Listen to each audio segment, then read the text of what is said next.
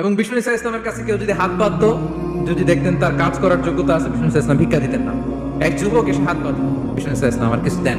নবী বললেন, তুমি তো শক্ত সামর্থ্য মানুষ, বাসায় কি আছে বলো। সে বলে, আমার বাড়িতে একটা পানি খাওয়ার জগ আছে আর একটা চাদর আছে। বিষ্ণু ইসা ইসলাম বললেন, নিয়ে আস। সে নিয়ে আস।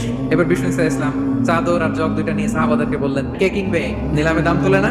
রাসূল সাল্লাল্লাহু আলাইহি ওয়াসাল্লাম তার চাদর আর জগটা নিলামে তুললেন। এই কে কিনবে? মাইয়াশতারি হাদাইন।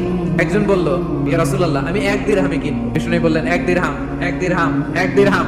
এর চেয়ে বাড়াই দিবা কে? আরেক সাহাবী বলল, ইয়া রাসূলুল্লাহ, আমি 2 দিরহামে কিনবো। 2 দিরহাম, 2 দিরহাম, 2 দিরহাম।